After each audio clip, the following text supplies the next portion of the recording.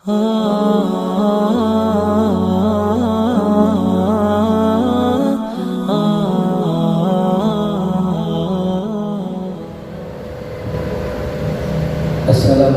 warahmatullahi wabarakatuh.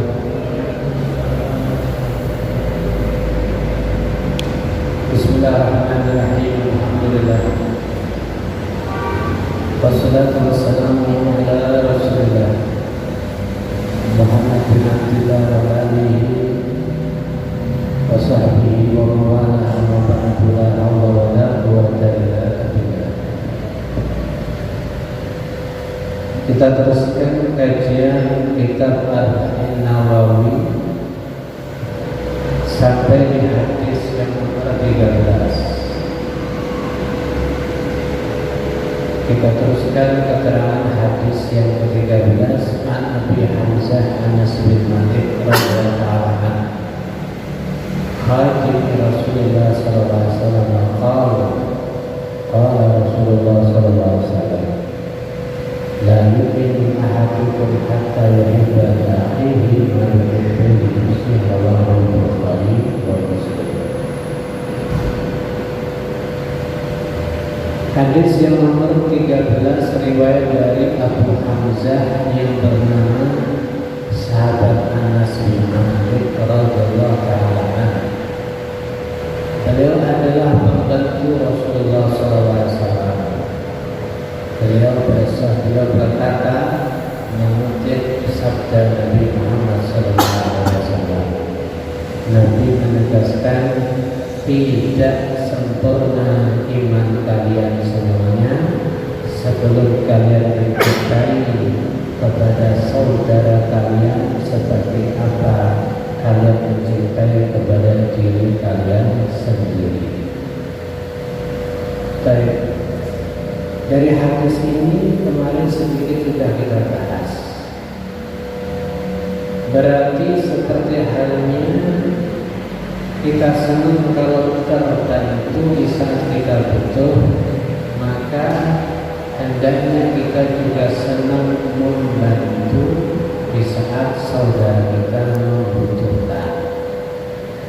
Seperti halnya kita benci terjadi perkara yang buruk kepada saudara kita, kepada diri kita, maka jangan berbuat perkara yang buruk dan merugikan kepada saudara kita. Baik.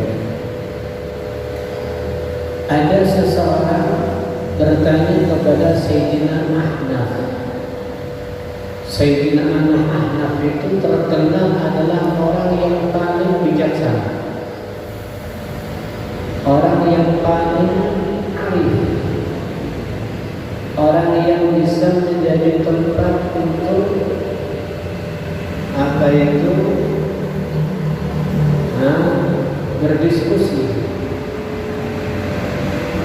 Ada orang takjub begitu arifnya Sayyidina Ahnaf, begitu bijaksananya dia. Kepada siapa dan dari mana beliau belajar semua tadi, maka beliau menjadi orang yang sangat bijaksana.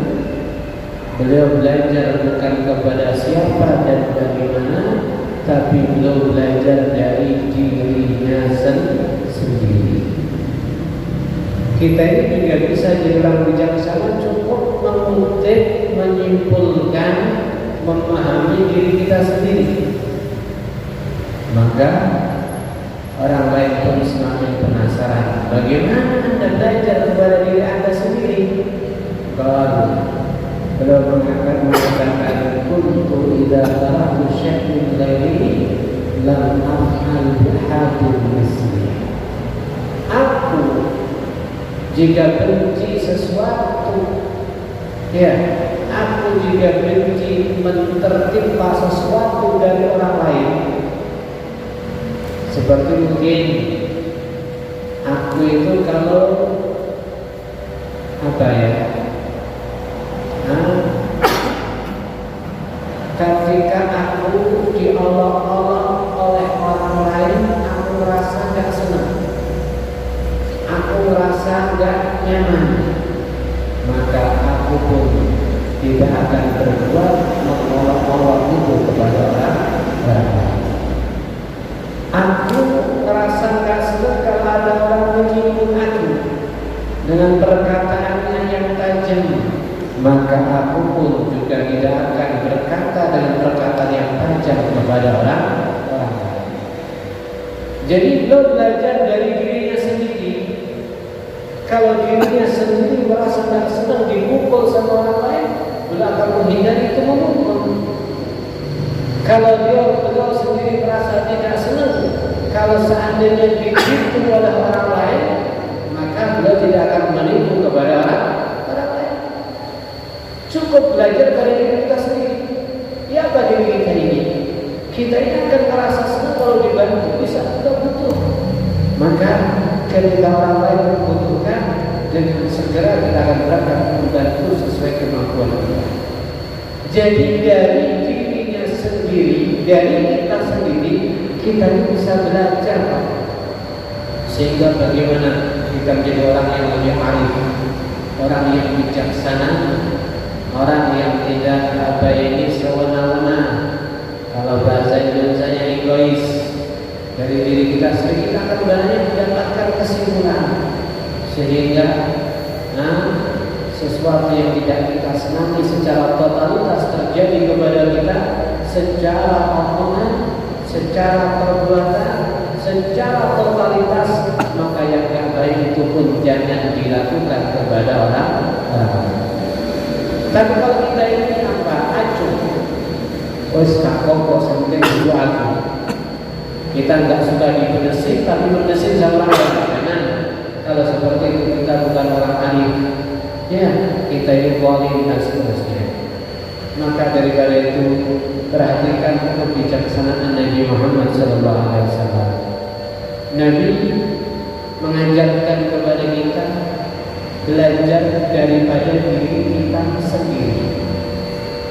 Ada satu riwayat datang kepada Nabi seorang lelaki. Dia berkata kepada Nabi, ya Rasulullah, idzan li fi zina. Khusus bagi saya, boleh tidak saya dikasih izin untuk zina?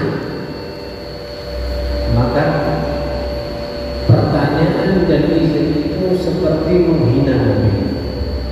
Sahabat yang dihajar Nabi gergetan pengen menghajar orang tersebut, pengen membanting orang tersebut. Maka Nabi mengatakan, jangan, biarkan dia. Kemudian Nabi berkata, dulu ini, coba kamu dekat kepada saya. Lelaki itu pun mendekat kepada Nabi Muhammad SAW.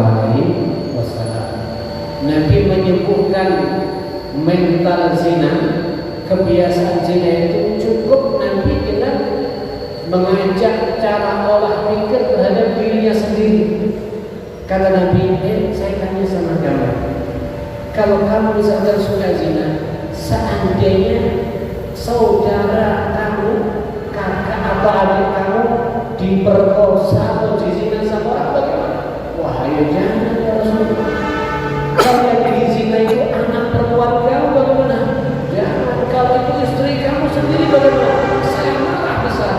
Bahkan kalau ibu kamu, bagaimana? Lebih marah dan seterusnya. Nabi mengajak berpikir, ketika sesuatu yang buruk terjadi pada diri kita, orang terdekat kita, keluarga kita, orang tua kita, istri kita, anak kita, saudara kita, ketika hal itu tidak senang, maka pasti yang kamu zina mungkin saudaranya orang, ibunya orang, anak perempuannya orang, atau dan seterusnya. Seperti halnya sesuatu yang tidak senang menimpa kepada kamu, jangan ditimpakan kepada orang lain. Ini berarti Nabi mengajak kepada kita supaya kita jadi orang bijaksana, orang yang suka disukai oleh banyak orang. Cukup belajar daripada diri kita sendiri saja. Masya Allah. Cuma kita yang cerdas ya. Kadang-kadang Anda menjaga orang itu tolak ukurnya diri kita. Memang bagus, tapi juga ada kesalahan. Anda misalnya suka dengan satu merek sandal Calvin misalnya, karena Anda orangnya gede, berarti ukurannya gede, 45 misalnya. Anda ngasih seseorang harus 45. Ya nggak bisa. Kalau kita bisa menjamu seseorang, memang kalau ukurnya di kita merasa senang kalau dijamu dengan ini. Maka menjamu orang lain dengan yang Anda suka ya bisa jadi. Tapi Anda harus paham, ini siapa dan kondisinya kayak apa. Kalau Anda baru suka dengan makanan yang makanan sifatnya berat, tentu udah kondisinya kenyang, ya nanti nggak suka. Oleh karena daripada itu, ya pokoknya kita pandai dan belajarlah dengan bahasa yang menjamu menyenangkan orang itu dengan sesuatu yang sesuai kondisi. Kalau panas ya berarti es teh kan seperti itu ya. Kalau dingin ya berarti hangat. Kalau dia lapar ya nasi. Kalau dia kenyang ya berarti nyamilan. Jangan lapar ya dikasih kerupuk. Jangan udah kenyang ya dikasih nasi. Dan seterusnya. Baik. Nah, kita belajar daripada diri kita sendiri. Masya Allah. Sehingga laki tersebut sama Nabi dikatakan, ya Nabi Allah Sallallahu Alaihi Wasallam, Allah Taala ibadah ilahi nisa. Kalau gitu, coba doakan saya kepada Allah supaya saya benci perempuan. Maka Nabi mengatakan, Allahumma baghid ilaihi nisa. Ya Rabb, buat dia lelaki benci kepada perempuan. Maka dia pergi daripada Nabi. Kemudian suatu malam datang kepada Nabi Muhammad SAW. Beliau mengatakan, ya Rasulullah, wahai Rasulullah Sallallahu Alaihi Wasallam, amin syai'an ilayya minan nisa. Demi Allah, tidak ada sesuatu yang paling aku benci melebihi daripada perempuan. Fadli bisyahah. Maka izinkan aku untuk menjadi orang yang siapa, mengembara. Kata Nabi, inna sihata ummati al-jihad fisabilillah. Umatku tidak ada yang mengembara. Cara mengembara umatku adalah berperang membela agama Allah Subhanahu wa Ta'ala. Jadi perhatikan, tradisi umat Muhammad tidak diajarkan ada jalan gitu. Kadang-kadang ada satu orang itu jari muridnya suruh jalan. Apa? Belajar dengan alam. Ini enggak benar sih. Nabi yang ngajari seperti itu. Anda kalau kepengen jalan, artinya Anda nggak mau apa itu terganggu urusan keluarga dengan istri, urusan anak dan sebagainya. Anda kalau kepengen seperti itu mengembara di rumahku, cukup tuangkan semua waktu kamu membela agama Allah. Kalau waktu itu ada perang ya perang. Kalau enggak ya apa, tuangkan semua kekuatan dan tenaga kamu membantu dakwah orang kembali kepada Allah Subhanahu wa Ta'ala. Nah dari situ luar biasa kita belajar dari diri kita sendiri, maka kita akan jadi orang yang bijaksana. Sampai bagaimana diceritakan orang zaman dahulu, syakar kasratul fa'ar fi baiti. Orang dahulu itu ngeluh, kok bisa ya rumah ini sekarang kok tikusnya banyak sekali. Maka ketika dia ngeluh seperti itu, ada yang usul kepadanya, iktani hirrah. Tahukah kamu tikus itu takut dengan suara kucing? Coba kamu memelihara kucing, maka insya Allah aman. Maka dia berpikir, oh benar ya, melihara kucing aman. Cuman kalau saya mau melihara kucing, tikusnya tidak ada di rumah saya, takut pindah ke rumah tetangga saya. Saya merasa nggak nyaman banyak tikus, tapi kenapa tikus harus saya usir ke rumah tetangga saya? Saya buat tetangga saya nggak nyaman juga dengan banyak tikus. Dah, saya nggak mau melihara kucing. Nah ini kita lagi ini. Saya nggak mau melihara kucing. Nanti khawatir tikus itu nggak berani di rumah saya, pindah ke tetangga saya. Tetangga saya jadinya nggak nyaman. Seperti halnya aku tidak mau dibuat tidak nyaman dengan banyak tikus. Saya tidak mau membuat tetangga saya menjadi tidak nyaman dengan banyak tikus. Masya Allah. Hanya terbius luar biasa, tenang ini luar biasa. Kemudian daripada ini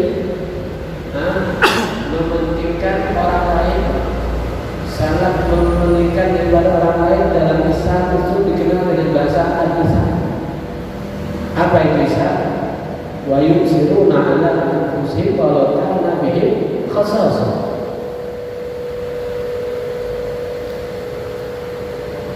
Jadi para sahabat itu dipuji sama Allah, diabadikan di dalam Al-Quran.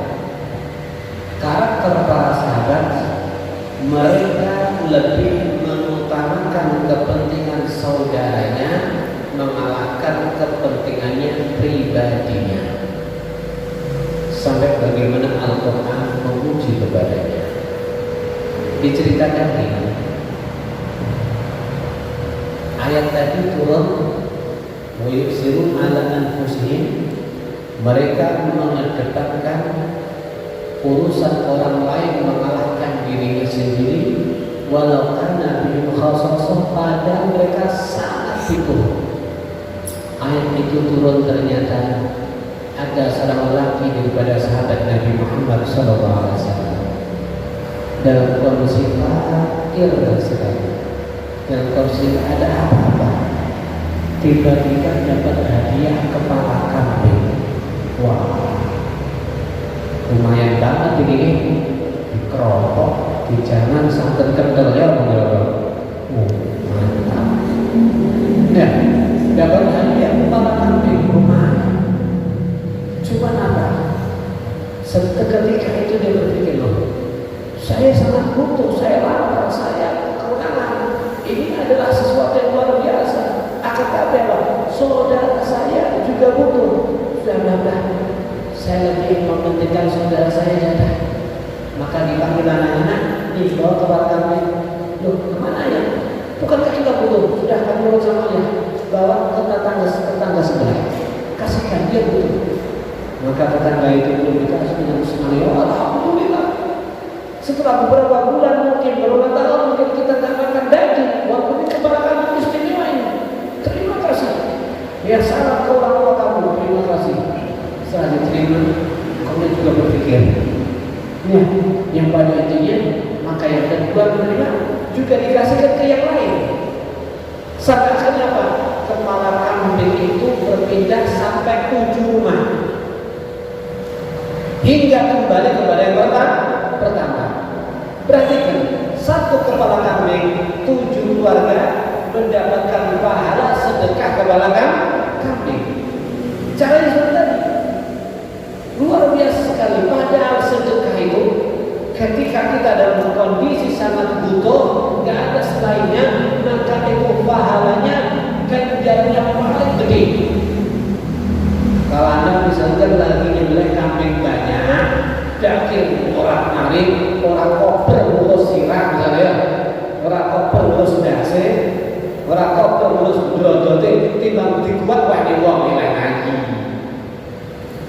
Belum disini, Anda udah berhari-hari makan dagingnya, kepala udah bosan, baru dikeluarkan tetangga ini lain lagi. Ini masalahnya dia sangat butuh, sangat menginginkan, sangat mendambakan daging walaupun dari kepala. Tapi dalam kondisi butuh, dia lebih mementingkan orang lain. Masya Allah. Bahkan dalam riwayat yang lain, ya, dikatakan ada seorang lelaki di zaman Nabi Muhammad SAW, dia berpuasa. Maka ketika dia berpuasa pagi sampai sore, lam yajid ma yuftir ala ilal ma. Sahabat ini tidak menemukan makanan yang bisa untuk dibuat berbuka yang layak kecuali air putih. Kemudian dia minum air tersebut, cuma minum air putih bukanya. nyampe sahur juga nggak ada apa-apa, minum juga air putih, paginya puasa. Hal itu terjadi bukan cuma hari pertama, hari kedua juga demikian. Hari ketiga puasa buka dan sahur cuma minum air putih. Kalau sampai dilakukan di sini kosong kan, pucet ya, pucet. Maka di saat di hari ketiga, hadau alju, dia sangat dikuasai lapar yang luar biasa. Maka melihat seperti itu, ada seorang lelaki daripada Ansor, dia cerdas. Melihat saudaranya puasa 3 hari membuka dan sahurnya sampai membuka sahurnya dengan air. Maka orang Ansor datang kepada keluarganya, dia bilang ke istriku, ya, kamu ada makanan enggak? Makanan apa yang kamu suka? Terus pokoknya beli makanan enggak? Kira-kira yang penting cukup bisa mengenyangkan orang satu saja. Satu aja. Ya. Oh gini suamiku, kita hari ini kan puasa, ya. Kita punya anak, kita bisa mungkin makanan itu kita kasihkan ke orang lain, tapi anak kita bagaimana? Terus gini aja dah, kita akalin kita. Ini ada sahabat Nabi 3 hari puasa berturut-turut buka sahurnya sama air putih. Kalau kita kan masih 1 hari, kita undang ke rumah, kita jamu. Orang dulu undang jamu itu bukan berarti dia bawa Pak. Ya, kita jamu dia. Maka dipanggil itu. Lantas bagaimana? Kalau keluarga kita masuk, anak kita tahu dia makan dan anak kita nggak makan, bagaimana? Pasti anak kecil mampu dijalur oleh. Gimana ini? Kata suaminya, fanawi minni, buat anak kamu sebelum isya dia tidur. Oh iya, masuk akal. Fa'at fi asyraf, maka buat tempat meja makan itu lampunya ada 2, satu dekat tamu, satu dekat saya. Baik. Terus bagaimana? Nanti ketika sudah terjadi makan, buat lampu yang dekat saya mati, tapi dekat lampu apa? Nyala. Terus ya berarti seakan-akan saya tetap makan lonteng, tapi saya nggak ada apa-apanya, sehingga tamu nggak terasa sungkan untuk menghabiskan makanan yang ada di depannya. Toto Pak Bijari itu bingung model. Mungkin tamu tidur nih, ngarepe lampu sekaligus makanan rampatan. Si yang punya rumah ada di sebelah sana, kita lampu yang kedua. Ayo, misalkan gitu ya. Mungkin pura-pura ngambil atau bagaimana, kemudian dibawa ke tempat yang gelap, lonteng sebenarnya nggak makan. Ya baca dah, senting, kamu habiskan, ayo ambil habiskan, sampai dia kenyang. Ya, sampai dia kenyang. Masya Allah.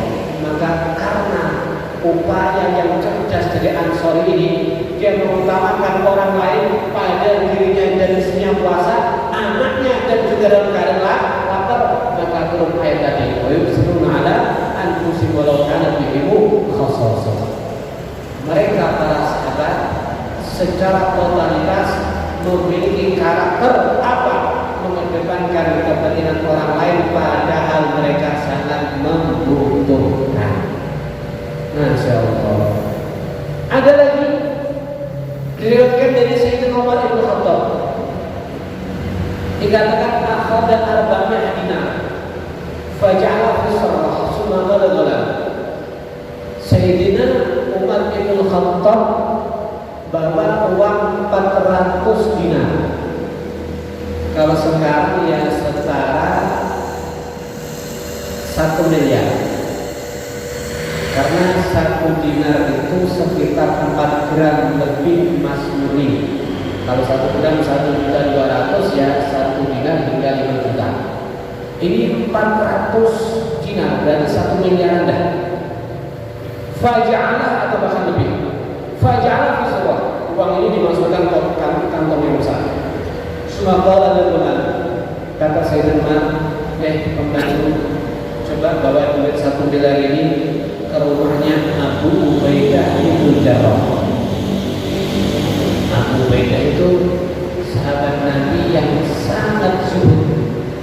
Nabi menggelarinya dengan Aminul Ummah, orang yang sangat bisa dipercayai umat Muhammad sallallahu alaihi wasallam. Ketika Abu Ubaidah bin Jarrah memimpin pasukan ke mana ini, ke Syam, ke Mesir, hingga bisa memerdekakan Baitul Maqdis dengan pasukan yang dipimpin oleh beliau, kemudian datang Sayyidina Umar itu, beliau para sahabat banyak yang berubah hidupnya menjadi kaya, menjadi ini sebagainya. Ya, maka beliau tidak berubah sedikit pun. Itu Abu Ubaidah bin Jarrah. Maka uang itu dibawa kepada beliau. Ya. Kemudian perintah Sayyidina Umar, kau kasih kepada Abu Ubaidah. Setelah itu kamu istirahat sejenak dan kau perhatikan apa yang diperbuat oleh Abu Ubaidah di saat dapat rezeki 1 miliar. Kalau kita dapat rezeki 1 miliar, ngapain Pak? Ngapain Pak?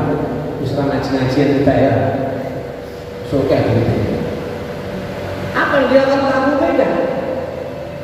Maka ya pula Abu Ubaidah berkata, ya pula Amirul Mukminin, ijal hadi fi badi hajatin.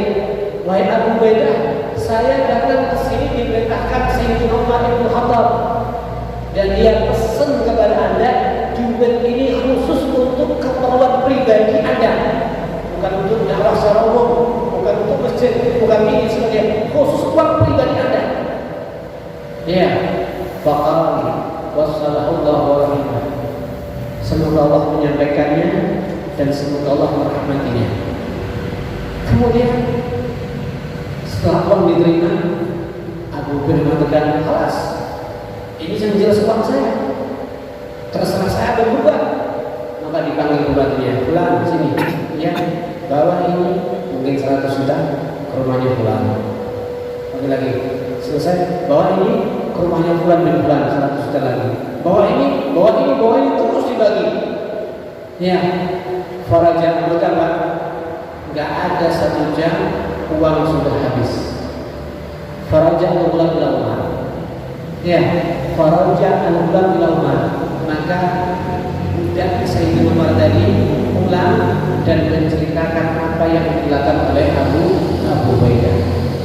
Kemudian Sayyidina Umar juga berkata lagi, kamu berkata lagi bahwa duit yang sama 1 miliar datang ke rumah sahabat Mu'adz bin Jabal. Ya, Mu'adz bin Jabal. Kata bihaillah. Maka langsung berangkat bahwa duit 1 miliar. Mu'adz bin Jabal pun mendapatkan pesan, ya Mu'adz, ini dari Sayyidina Umar bin Khattab Amirul Mukminin. Ini dikasih duit segini khusus untuk hajat Anda, bukan orang lain. Khusus untuk urusan pribadi Anda, terserah. Faqala rahimahullah wa salam. Jam sama. Kemudian ternyata apa yang dilakukan oleh Mu'adz bin Jabal sama. Panggil budaknya, bawa orang ke sana, kasih ke sana, kasih ke fulan, kasih ke dibagi semuanya. Walam yaqaf fil khilfah ila dinar. Ya, maka di kantong pun cuma sisa 2 dinar. Fadafa bihima. Maka 2 dinar ini ternyata tidak disisakan, juga dikeluarkan total. Duit sak kantong, dinteknya sampai kesik orang ikhlas. Maka pembantu Sayyidina Umar pulang, ya, dan melaporkan kepada Sayyidina Umar, fasurra dzalika Sayyidina Umar. Sayyidina Umar merasa bangga dan girang, seperti itulah para sahabat Nabi Muhammad sallallahu alaihi wasallam. Masyaallah. sahabat itu orang pakai kata tapi menetes kabeh. Makanya Nabi meninggal sahabat itu jumlahnya Islam bukan seperti sekarang ini. Islam sudah miliaran bahkan triliunan gitu bukan? Sahabat gak banyak tapi menetes-menetesnya tadi. Satu sama lain luar biasa.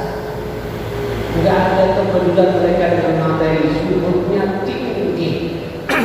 Mereka sudah ada rezeki langsung dikeluarkan, gak mikir engkau sesok piye.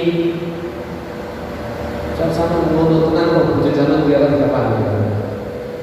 Halo. Bendina lanjut duit untuk hadiah sak miliar langsung buat teknik kira-kira bujumu di kapan? Di pinter-pinter apa di goblok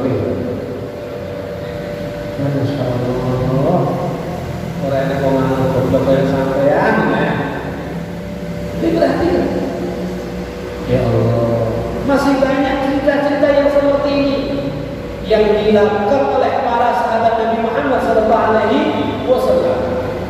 Mereka benar-benar Al-Quran itu, makanya zaman itu dikatakan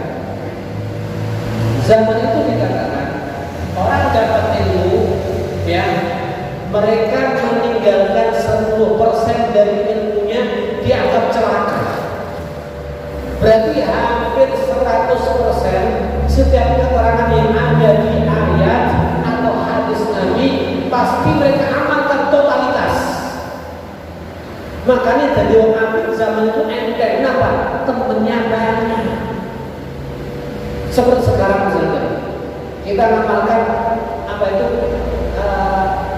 mubakir berpagi hari untuk datang sholat Jumat. Pada berpagi hari itu dapat unta.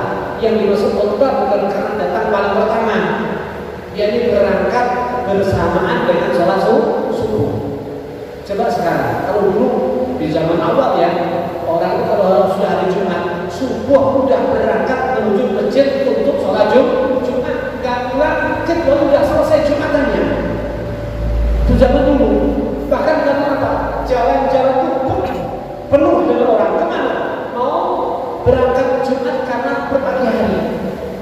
Kancanya ke atas semua. Nggak sakit gini. Halo. Sampai berangkat nih, udah ke subuh. Orang boleh sampai Jumat. Kalau bujung kali juga, pakai masuk angin ekonomi. Dulu seperti itu. Jadi kalau zaman dulu, jadi kalau orang punya ilmu, hampir 100% diamalkan semuanya. Kok tinggalkan 10% dianggap celaka. Tapi di akhir zaman seperti ini, orang dapat ilmu bisa mengamalkan 10% sudah luar biasa. Kalau sama kan mengaji untuk keterangan gitu, tapi kalau roh amal sebatas ya. Berarti memang zaman akhir. Kenapa? Gak ada pendukungnya. Orang amal itu sedikit, orang ngomong yang banyak. Orang pandai ngomong banyak, tapi pandai amal sedikit. Dan Masya Allah, itulah ya yang terjadi di zaman awal, di mana mereka benar-benar tidak memikirkan urusan mereka sendiri, mereka lebih mementingkan urusan orang lain. Yang terakhir sebagai penutup, ayat tadi sebenarnya juga ada yang mengatakan itu turun terjadi saat perang Yarmuk, perang yang benar-benar menghabiskan tenaga yang luar biasa, perang yang luar biasa sekali. Maka Hudzaifah Al-Hadawi beliau menceritakan gini, saya ikut berangkat di dalam perang Yarmuk. Waktu itu banyak sahabat yang mungkin kehabisan tenaga, nggak ada air dan sebagainya. Maka saya cari Ibnu Ammi, saya mencari misanan saya, dan saat itu saya bawa air sedikit ini. Ya, aku akan cari. In kana biramat Aku ketemu di sana tuh masih ada pada dirinya sisa-sisa nyawa sebelum dia meninggal. Barangkali tak kasih air bisa hidup lagi. Ternyata keinginan itu Allah kabulkan. Saya bawa air, saya mampu menemukan keponakan misanan saya, anak daripada paman saya di sana. Maka ketika saya lihat dia dalam keadaan yang seperti itu, kehausannya luar biasa, habis tenaganya mau meninggal, bahwa saya lihat dia saya bawa air, langsung dia berkata, ya, langsung berkata, Uski, kamu akan saya kasih minum. Dia pun tidak bisa menganggukkan kepala. Ya. Sudah habis tenaganya, sudah luar biasa. Kamu saya kasih minum? Iya, cuma menganggukkan kepala. Faidah birojulnya berubah. Di saat dia mau saya kasih minum, di samping sana ada suara lelaki berkata, maksudnya apa? Haus. Maka misanan saya sudah tidak bisa ngomong karena habis tenaga. Dia berisah kepada saya, jangan saya dikasih minum seperti mengarahkan ke ini. Jangan saya, utamakan dia. Maka air pun saya bawa ke suara tadi. Nyampe di lokasi, saya lihat keadaannya tidak jauh beda dengan keponakan misanan saya. Maka dalam keadaan itu saya kasih minum, manggulkan gitu. Kemudian ada suara lagi, saya pun juga takut datang ke sana. Ketika saya datang ke suara yang ketiga, nyampe di lokasi dia meninggal. Saya balik ke suara yang kedua, meninggal. Saya balik ke suara yang pertama, misalan saya, dia juga meninggal. Perhatikan dalam kondisi yang demikian ini, sahabat Nabi masih berpikir untuk mementingkan urusan orang lain. Maka juga sebagian ulama mengatakan inilah penyebab turun daripada yusiruna ala anfusihim walau kana bihim khassasah. Nah, jelas dari sini semoga kita bisa mengambil pelajarannya. Bagaimana sebenarnya nilai keutamaan manusia di saat dia bukan sekadar berpikir urusan pribadi, dia berpikir untuk kemaslahatan urusan umat Muhammad sallallahu alaihi wasallam. Terlebih kita berpikir bagaimana hidayah mereka, bagaimana ibadah mereka, bagaimana ilmu mereka, bagaimana mereka bisa dapat ridha Allah dan terjauhkan daripada murka maksiat dari Allah Subhanahu wa taala. Semoga senantiasa Allah berikan kemudahan kita untuk bisa meneladani para sahabat Nabi Muhammad sallallahu alaihi wasallam. Amin Allahumma amin walhamdulillahirabbil alamin. Hadza minni wa minkum. Assalamualaikum warahmatullahi wabarakatuh.